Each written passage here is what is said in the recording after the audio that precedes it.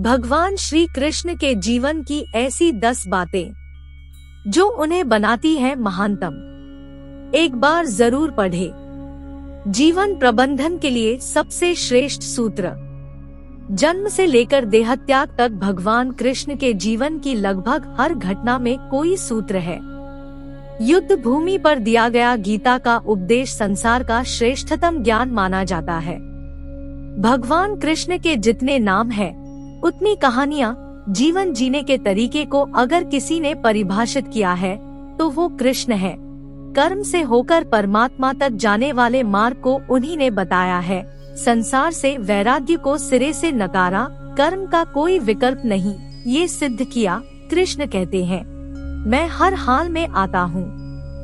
जब पाप और अत्याचार का अंधकार होता है तब भी, जब प्रेम और भक्ति का उजाला होता है तब भी, दोनों ही परिस्थिति में मेरा आना निश्चित है। कृष्ण का जीवन ऐसी ही बातों से भरा पड़ा है। जरूरत है नजरिए की।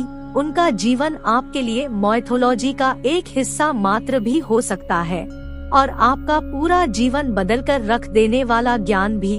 आवश्यकता हमारी है, हम उनके जीवन से लेना क्या चाहते हैं। कृष्ण मात्र कथाओं में पढ़ा या सुना जाने वाला पात्र नहीं है, वो चरित्र और व्यवहार में उतारे जाने वाले देवता है। कृष्ण से सीखें कैसे जीवन को श्रेष्ठ बनाया जाए। 10 बातें हैं जो अगर व्यवहार में उतार ली तो सफलता निश्चित मिलेगी। 1. शुरू से अंत तक जीवन संघर्ष ही है। कारागृह में जन्मे कृष्ण पैदा होते ही रात में यमुना पार कर गोकुल ले जाया गया। तीसरे दिन पुतना मारने आ गई। यहाँ से शुरू हुआ संघर्ष देह त्यागने से पहले द्वारिका डुबोने तक रहा। कृष्ण का जीवन कहता है, आप कोई भी हो, संसार में आए हैं तो संघर्ष हमेशा रहेगा। मानव जीवन में आकर परमात्मा भी सांसारिक चुनौतियों से बच नहीं सकता। कृष्ण ने कभी किसी बात की शिकायत नहीं की, हर परिस्थिति को जिया और जीता। कृष्ण कहते हैं, परिस्थितियों से भागो मत, उसके सामने डटकर खड़े हो जाओ, क्योंकि कर्म करना ही मानव जीवन का पहला कर्तव्य है। हम कर्मों से ही परेशानियों से जीत सकते हैं। 2. स्वस्थ शरीर से ही विजय है। कृष्ण का बचपन माखन मिश्री खाते हुए गुजरा, आज भी भोग लगाते हैं हम, लेकिन ये संकेत कुछ और है। आहार अच्छा हो, शुद्ध हो, बल देने वाला हो। बचपन में शरीर को अच्छा आहार मिलेगा तो ही इंसान युवा होकर वीर बनेगा। शरीर को स्वस्थ रखना है तो बचपन से ध्यान देने की जरूरत है।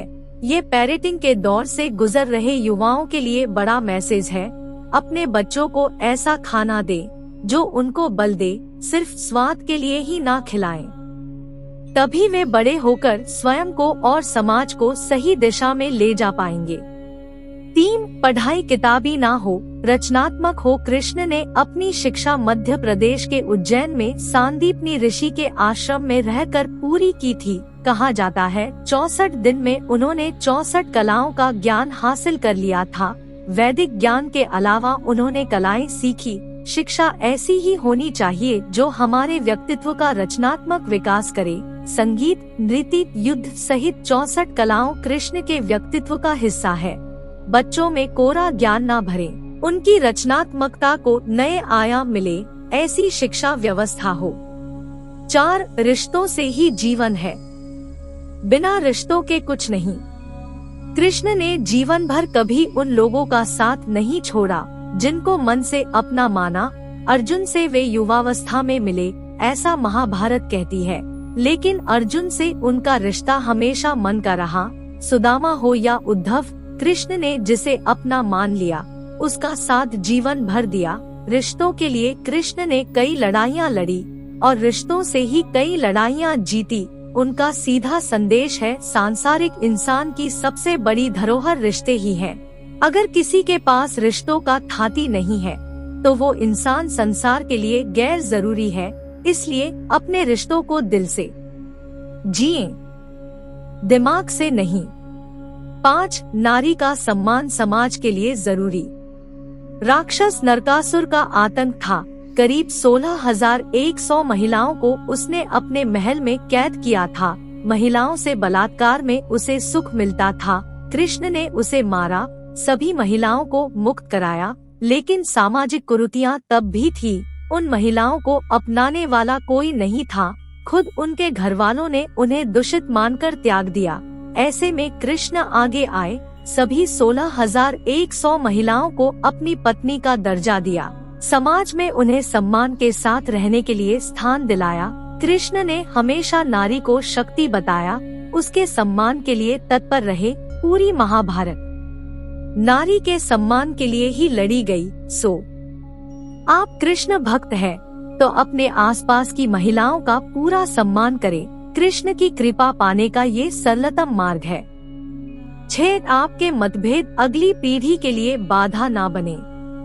कम ही लोग जानते हैं कि जिस दुर्योधन के खिलाफ कृष्ण ने आजीवन पांडवों का साथ दिया, उसकी मौत का कारण भी कृष्ण की कूटनीति बनी। वो ही दुर्योधन रिश्ते में कृष्ण का समधी भी था। कृष्ण के पुत्र सांब ने दुर्योधन की बेटी लक्ष्मणा का अपहरण करके उससे विवाह किया था, क्योंकि लक्ष्मणा सांब से विवाह करना चाहती थी, लेकिन दुर्योधन खिलाफ था। सांब को कौरवों ने बंदी भी बनाया था। तब कृष्ण ने दुर्योधन को समझाया था कि हमारे मतभेद अपनी जगह है, लेकिन हमारे विचार हमारे बच्चों के भविष्य में बाधा नहीं बनने चाहिए।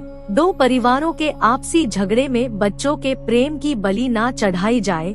कृष्ण ने लक्ष्मणा को पूरे सम्मान के साथ अपने यहाँ रखा। दुर्योधन से उनका मतभेद हमेशा रहा, लेकिन उन्होंने उसका प्रभाव कभी लक्ष्मणा और सांब की गृहस्थी पर नहीं पड़ने दिया।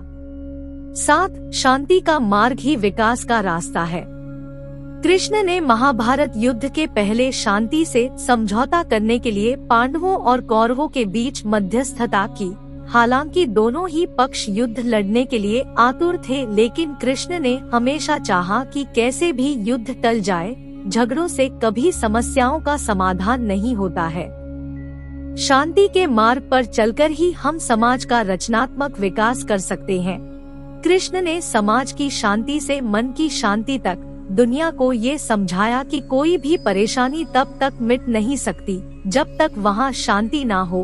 फिर चाहे वो समाज हो या हमारा खुद का मन, शांति से ही सुख मिल सकता है, साधनों से नहीं। 8 हमेशा दूरगामी परिणाम सोचें। महाभारत में जुए की घटना के बाद पांडवों को वनवास हो गया। कृष्ण ने अर्जुन को समझाया कि ये समय भविष्य के लिए तैयारी करने का है। महादेव शिव, देवराज इंद्र और दुर्गा की तपस्या करने को कहा। कृष्ण जानते थे कि दुर्योधन को कितना भी समझाया जाए, वो पांडवों को कभी उनका राज्य नहीं लौटाएगा। तब शक्ति और सामर्थ्य की जरूरत होगी। कर्ण के कुंडल कवच पांडवों की जीत में आड़े आएंगे, ये भी वे जानते थे। उन्होंने हर चीज पर बहुत दूरगामी सोच रखी। कोई भी फैसला तात्कालिक आवेश में नहीं लिया।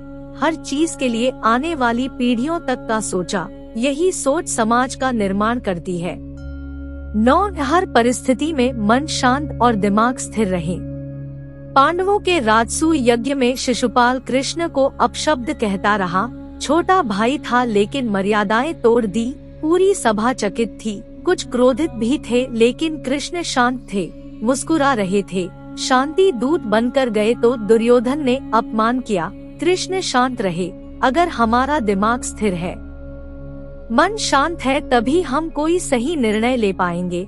आवेश में हमेशा हादसे होते हैं, ये कृष्ण सिखाते हैं।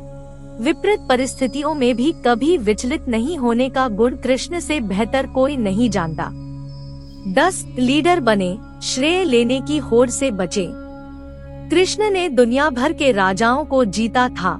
जहाँ ऐसे राजाओं का राज था जो भ्रष्ट थे, जैसे जरासंध, लेकिन कभी किसी राजा का सिंहासन नहीं छीना। कृष्ण के पूरे जीवन में कभी ऐसा नहीं हुआ कि उन्होंने किसी राजा को मारकर उसका शासन खुद लिया हो। जरासंध को मारकर उसके बेटे को राजा बनाया, जो चरित्र का अच्छा था। सभी जगह ऐसे लोगों को बैठाया जो धर्म को जानते थे, कभी किंग नहीं बने, हमेशा किंग मेकर की भूमिका में रहे।